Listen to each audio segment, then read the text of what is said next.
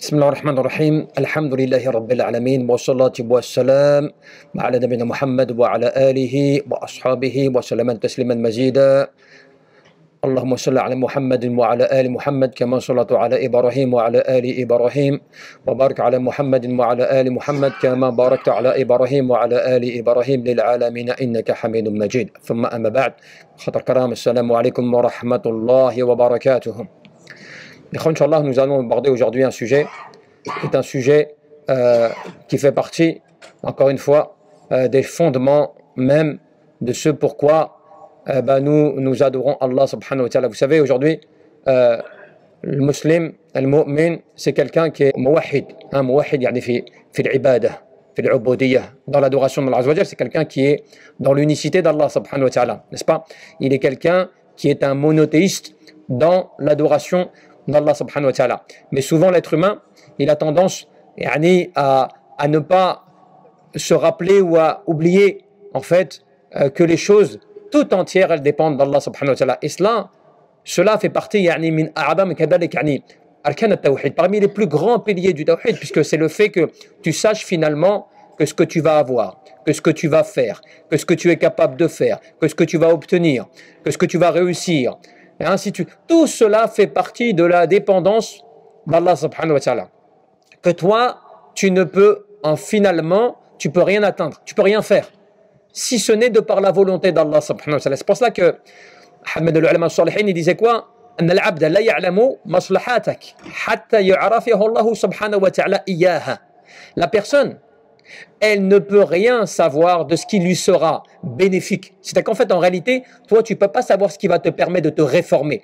Qu'est-ce qui va être le meilleur pour toi? Qu'est-ce qui va être le mieux pour toi? En réalité, ça, tu ne le sais pas, si ce n'est lorsque Allah subhanahu wa ta'ala va te le faire découvrir. Et cela, juste cela déjà doit te remettre à ta place. Te dire, subhanallah, même le fait que je crois en Allah Azza wa Jal, le fait que je crois en Allah, ça dépend d'Allah. Ça ne dépend pas de moi. Celui qui croit en Allah, Allah il lui guide son cœur. Tu vois? Donc la dépendance de la guidance, tout cela dépend d'Allah Azza wa Jal.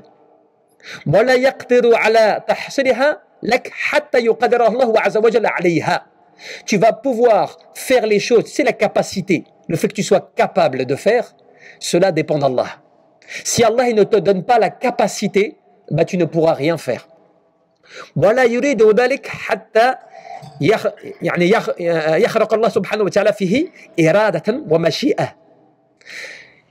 veut dire que tu sais, pour que tu fasses, par exemple, que tu partes à la mosquée, que tu aies la capacité de marcher de chez toi jusqu'à la mosquée, que tu aies la volonté, tu sais, la volonté de vouloir faire, c'est Allah Azza wa Jal qui a créé ton acte pour que tu le fasses. Parce que tu sais que tes actes, ils ont été créés par Allah Azza wa Jal. Allah, c'est lui qui crée toutes choses. Même tes actes, c'est lui qui les a créés. Mais cela fait partie vraiment de la bonne compréhension profonde de l'unicité d'Allah subhanahu wa ta'ala. C'est pas simplement que tu dises je crois en Allah, j'adore Allah Azza wa Jal seul, sans rien lui associer. Naam. ولكن comment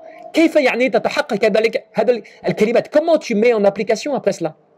Eh bien, c'est le fait que tu saches que tes prières, elles dépendent d'Allah.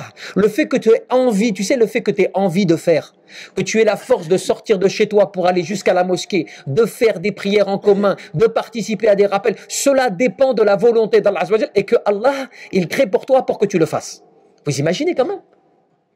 C'est là que tu te rends compte à quel point tu es quelqu'un de pauvre, que tes œuvres, elles dépendent d'Allah complètement, totalement, au point que tout cela, du début à la fin, de ce qu'il te donne de pouvoir faire ou pas, eh bien ça dépend d'Allah Azza wa Jal. Parce que toute chose est entre les mains d'Allah Azza wa Jal, et tout le bien, il est entre les mains d'Allah Azza wa Jal. Est-ce que ça on le comprend? C'est pour ça que c'est important. Et comment tu fais pour comprendre cela alors?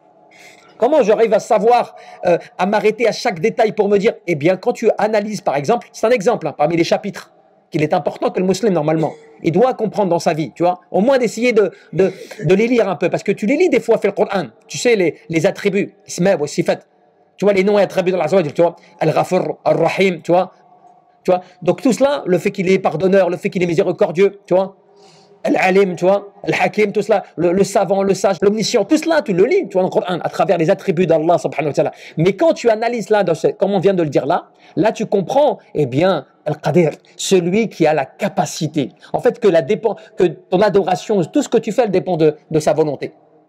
Même le fait que dans ton cœur, tu aies envie de vouloir faire plus et d'adorer Allah Azza wa Jal, eh ben, ça dépend de la volonté d'Allah subhanahu wa ta'ala. Parce que toutes les affaires, elles reviennent à Allah. Le fait que tu sais que tu aies la capacité de te marier demain, que tu puisses avoir des enfants, que tu puisses travailler, que tu puisses avoir de l'argent. Donc, rizq, la subsistance. C'est lui qui pourvoit à qui il veut comme il le veut concernant la subsistance. Tu vois? Donc tu te rends compte de quoi? Qu'il n'y a pas un souffle qui sort de ton corps sans que cela ne dépende de la volonté d'Allah Azza wa Jal. Et il n'y a pas le fait que tu arrives à la réussite, tu sais, le fait que tu réussisses et que tu arrives à la réussite, la réussite, fait l'akhira dans l'au-delà, eh bien elle dépend d'Allah Azza wa Jal. Maintenant tu vas me dire oui, mais ça veut dire alors dans ce cas-là je fais rien. Je fais rien alors dans ce cas-là puisque tout dépend d'Allah. Alors que tout dépend d'Allah. Non, Allah Azza wa Jal il t'a donné quand même al-irada, c'est-à-dire la volonté. Le choix. Tu peux choisir entre le bien et le mal. Tu peux choisir entre cela. Ça rentre dans le qadar, dans le décret d'Allah Azza wa Jal, tu vois. Eh bien, toi, tu n'es pas dénudé de volonté, c'est-à-dire le fait que tu veuilles quand même faire. Mais Allah Azza wa Jal, quand tu vas faire, c'est quand même Allah qui te donne la capacité de faire. Sinon, tu ne peux pas faire. Cela, ça fait partie de la puissance d'Allah subhanahu wa ta'ala. Tu vois. Et c'est pour cela que qu'est-ce qu'il disait il dit quoi? Il dit فتعلق يعني القلب بغيره رجاء وخوفا وتوكل وعباده ضر ومحبه. Le fait que tu veuilles faire autrement, c'est-à-dire que tu penses que c'est toi qui vas gérer, c'est toi tu es capable, c'est toi tu vas réussir, c'est toi tu vas gagner, c'est toi qui vas avoir plus. Donc si tu fais, eh bien tu vas avoir. Si tu penses que tu vas renvoyer cela à autre qu'Allah, tu sais ce qui va se passer? Eh bien tu vas te causer plus de mal que de bien. Et les choses vont aller contre ce que toi tu veux. Et cela ne sera pour toi d'aucune utilité.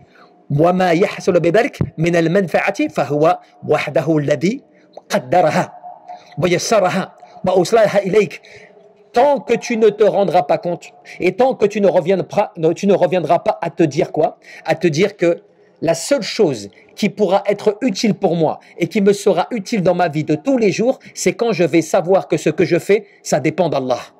Et que ce que je n'ai pas, c'est de la volonté d'Allah. Et que ce que je pourrais faire dépend de ce que Allah veut que je fasse. Même si moi je m'y mets, ça dépend quand même d'Allah subhanahu wa ta'ala. Cela, ça rentre vraiment dans le fait que tu t'en remettes complètement à lui, que tu saches que tu dois avoir peur de lui, que tu dois craindre que lui, que tu dois invoquer que lui. Là, vraiment, tu commences à mettre en application vraiment la bonne compréhension que tu dois avoir de l'unicité d'Allah subhanahu wa ta'ala dans ton cœur. Et c'est pour cela que il y a un petit passage intéressant que j'ai trouvé d'Ibn al-Qayyim qui rejoint cela. Il te dit Ibn al-Qayyim anna ghalib al-khalq innama yuriduna qada'a hajatihim. Les gens, de manière générale, eux, ils veulent satisfaire leurs besoins en t'utilisant. Quitte à t'utiliser. Même s'ils doivent te causer du tort dans ta religion ou dans ta vie mondaine, s'ils doivent assouvir par cela leurs besoins personnels ou leur intérêt, eh bien ils vont le faire contre toi-même. Cela, c'est la majorité des gens. Et c'est vrai. Tu sais, les gens, de manière générale, quelque part, s'ils peuvent t'utiliser parce qu'ils vont gagner quelque chose en faisant cela, même si cela va te causer du tort dans ta religion, dans ta vie mondaine, eh bien ils vont le faire contre toi. Parce que eux, qu'est-ce qu'ils veulent avant tout? Ils veulent assouvir leurs besoins personnels. Ce qu'ils veulent, c'est quoi? Ils veulent arriver à leur objectif personnel, quitte à te faire du tort à toi. Ça, c'est l'être humain. Tu vois?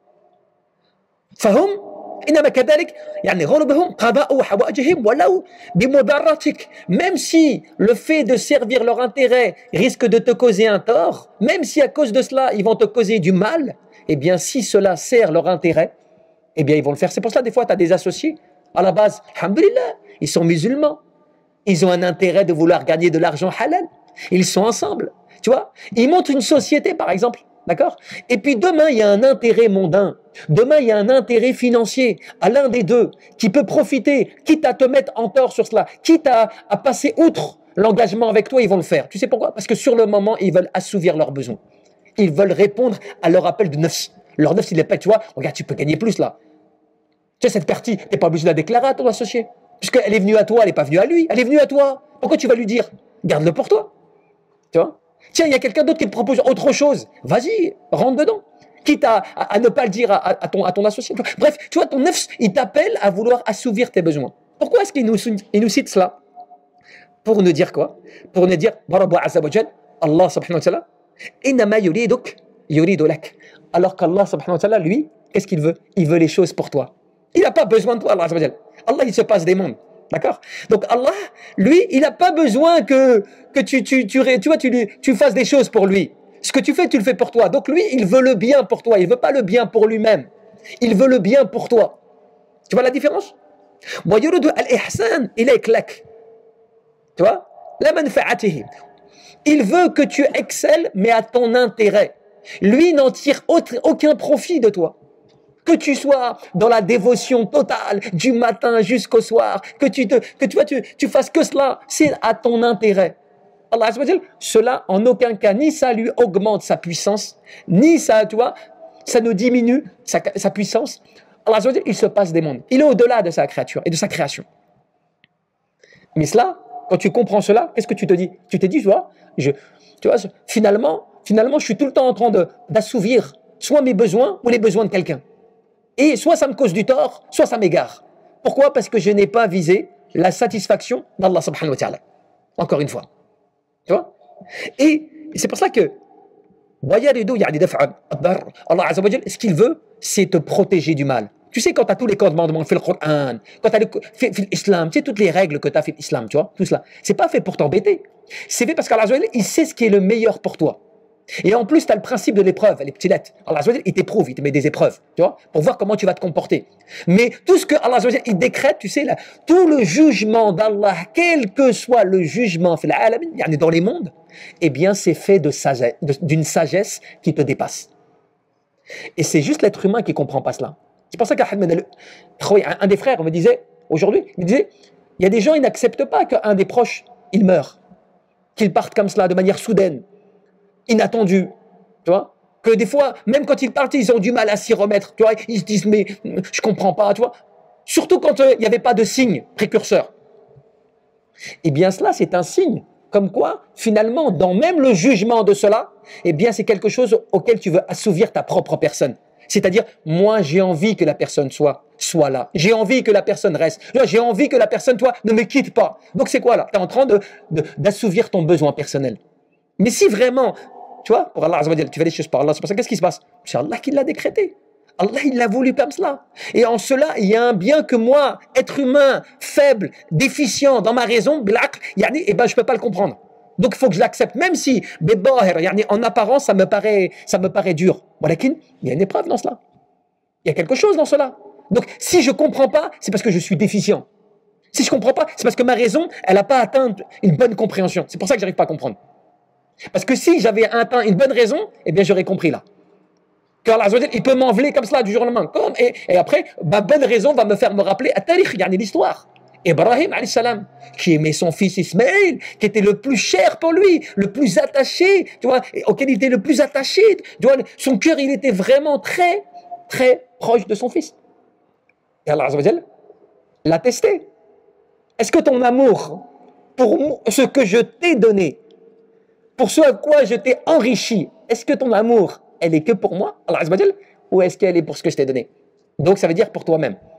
Et il a été mis à l'épreuve. Et il a réussi l'épreuve. Tu vois? Subhanallah. Et c'est pour dire quoi? C'est pour dire que, et Ibn al-Qayyim, il te pose la question. Il te dit, comment, quand tu sais tout ça, comment tu peux alors vouloir mettre ta volonté, tes œuvres, toi, ton espérance, toi, ton choix, tu peux vouloir le mettre à quelqu'un d'autre, le donner à quelqu'un d'autre, en dehors d'Allah Azza wa Jal. Quand tu sais que tout dépend comme cela d'Allah subhanahu wa ta'ala. Au point qu'il te rappelle le hadith. وَجَمِعَ كَذَلِكَ هَذَا أَنْ تَعْلَمْ أَنَّ الْخَلْقَ كَذَلِكَ لَوْ اجْتَمِعُوا كُلُّهُمْ عَلَى أَنْ يَنْفَعُوكَ بِشَيْءٍ لَمْ يَنْفَعُوكَ إِلَّا بِشَيْءٍ قَدْ كَتَبَ اللَّهُ لَكَ. Si tous les gens, t'imagines ce hadith qui est azim, ce hadith est azim. Tu vois, quand le prophète te disait quoi? Il te dit, même si tous les gens, écoutez bien, si tous les gens, tout le monde, tous les gens se réunissaient pour te faire profiter d'un bien, il ne pourrait te faire profiter que de ce que Allah a décrété pour toi. T'imagines? Et si tout le monde se réunissait pour te causer un tort, il ne te causerait que ce que Allah a décrété, allez, contre toi-même. Et celui qui a une raison saine, s'il médite ce hadith, s'il réfléchit sur le sens du hadith, il va se rendre compte à quel point tu comprends pourquoi tu adores Allah Azza wa Jal wahdah, duna ma siwah. Pourquoi tu adores Allah seul, sans rien lui associer. Parce que tu te rends compte que tout dépend de lui. Et tu as le verset coranique où Allah Azza wa Jal te dit قُلْ لَنْ يُصِيبُنَا إِلَّا مَا كَتَبَ اللَّهُ لَنَا وَهُوَ مَوْلَانَا وَعَلَى اللَّهِ فَيَتَوَكَّلِ الْمُؤْمِنُونَ.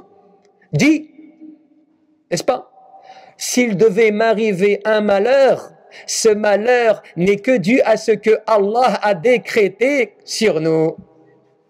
Car certes, c'est en Allah que les croyants s'en remettent. Le verset, comment il est clair? Vous savez ce que disent Allah? Fais l'éloge de ceux qui ont la foi et ont l'ilm aussi. Ils ont une science ancrée et ils comprennent parfaitement les sens profonds du verset en disant s'il devait y avoir un malheur, cela n'est que ce que Allah a décidé de décréter sur nous-mêmes. Et après Allah te dit, il te démontre le comportement des croyants. Il te dit, et certes c'est en Allah que les croyants s'en remettent. Pour dire quoi? Quoi qu'ils puissent les toucher, quoi qu'ils puissent leur arriver, quoi qu'ils puissent subir, quoi que ce soit, au fond d'eux-mêmes, ils ne perdent pas le cœur attaché à Allah Azza wa Jal. Et comme, une petite anecdote pour terminer sur cela. Un jour, Ibn al-Qayyim il raconte dans un de ses ouvrages qui s'appelle Radata al-Muhibbin, tu vois, le jardin des amoureux. Tu vois, ça, c'est des thèmes qu'aujourd'hui, on ne pourrait pas traduire comme cela, nous. Si on faisait cela, on nous prendrait pour des gens un peu déviants, n'est-ce pas? Alors à l'époque, ils avaient ces jardins-là, parce que tous les livres, ils les écrivaient avec des références aux jardins, des choses comme ça, parce que pour eux, l'ilm, la connaissance et tout, c'était comme un jardin, tu vois, c'était comme un parc, tu vois, fleuri et autres, dans lesquels ils tiraient tout le profit, tu vois, du bienfait de la science. C'est pour ça que tu as beaucoup de livres qui s'appellent comme Riyad as-Salihin, tu vois, le jardin des pieux, et ainsi de suite et tout. Tu as beaucoup d'ouvrages comme ça avec des noms de jardins, toujours en référence au jardin et au bienfait. Et il écrit dans cet ouvrage, il raconte qu'un jour, Ibn Taymiyyah, son cheikh, il lui a dit, je suis tombé malade une fois, je suis tombé malade. Et le docteur lui a dit, il faut que tu arrêtes de consulter trop de livres de sciences, parce que cela aggrave ta maladie. Dans le sens où, tous les efforts que tu fais là, toi qui t'épuises, eh bien ça aggrave ta maladie. Et Ibn Taymiyyah, il répond au tabib, au médecin, il lui dit, ton analyse, elle n'est pas convaincante. Il lui dit, donc je vais te poser une question concernant ce que tu sais. Est-ce que lorsque la personne, au fond d'elle-même, elle ressent de la joie et du bonheur interne, est-ce que cela n'améliore pas sa santé? Le docteur lui dit, si c'est vrai, ça participe à l'améliorer. Il fait, alors lorsque moi j'étudie et que j'apprends la science, et qu'en faisant cela m'épanouit au fond de moi-même et je me sens mieux, est-ce que cela n'est pas un bon remède? Et le médecin lui dit, cela sort de nos compétences. Tu vois, l'air de dire, ce que tu vis là, nous, on n'arrive pas à l'asile. Tu vois, et Ibn al-Qayyim te raconte, il dit, cette conviction-là, cette force interne d'être convaincu que ce qu'il fait, bon gré mal gré les conseils des êtres humains, parce que là, si tu vois, on applique, pourquoi je vous raconte cette histoire? Là, on applique ce qu'on s'est dit au début. Si tu commences à compter sur les gens, tu vas dire, c'est vrai, le docteur, il m'a dit j'arrête, c'est bon, j'arrête. Je lis plus, je dors 12 heures la nuit, j'arrête de rechercher la science, voilà, tu vois, parce qu'il m'a dit, c'est grave pour moi. Mais là, c'est le tawakkul, c'est le verset là, c'est le tawakkul là, c'est la remise confiance en Allah Azza wa Jal. Et donc, ça, il dit quoi? Il dit, moi, si au fond de moi-même, ça me fait du bien et ça m'épanouit au point que je me sens plus fort et mieux, est-ce que ça me guérit pas? Est-ce que ça participe pas à ma guérison? Et bien, le Toubib a confirmé cela. Ça, c'était leur vie, en fait. Ils avaient compris que ça dépendait pas des gens, que ça dépendait pas. Ça veut pas dire, en fait, que pour cela, tu vas te négliger ta santé et tout cela. Ça veut pas dire cela. C'est que les gens, ils savaient comment adapter les choses. Et Ibn Taymiyyah, c'est presque, on va dire, il a répondu à un docteur, tu vois, à une médecine, que lui, il a analysé par expérience. C'est pour ça qu'il racontait une fois, un matin, quand il était avec Ibn al-Qayyim après le Fajr, qu'il faisait les wurd, tu vois, les invocations, les doigts, tout cela et tout. Et Ibn al-Qayyim, il a attendu avec lui auprès de lui, et après, il s'est retourné vers lui, il lui a dit, ce que je suis en train de faire là, c'est ma nourriture. Si je ne la mange pas, eh bien, je deviens faible et je suis incapable toute la journée. Tu vois? Et c'est pour cela, subhanallah, que là tu comprends. Et c'est dû à quoi ça? C'est à la relation du cœur avec Allah Azza wa Jal. Là, c'est pas de la théorie, en fait, tu vois. C'est pas de la théorie. Oui, je sais ce que c'est. Oui, depuis tout petit, on fait toujours la même chose et tout. Je sais ce que c'est, l'adoration d'Allah. Non, là c'est la pratique, tu vois, dans ce que tu sais, mais avec un cœur convaincu qui s'attache à Allah Azza wa Jal et qui est accroché dans tous les sujets à Allah Azza wa Jal. Au point que là, on le voit dans un truc très mondain et pourtant qui était très spirituel par rapport à ce que je vous ai raconté. Wallahu a'lam. Tabaraka wa ta'ala. Man yarzuqna al-ikhlas fal-qalb wal-amal wan-niyyah. لما قد جاء في قاف وياسين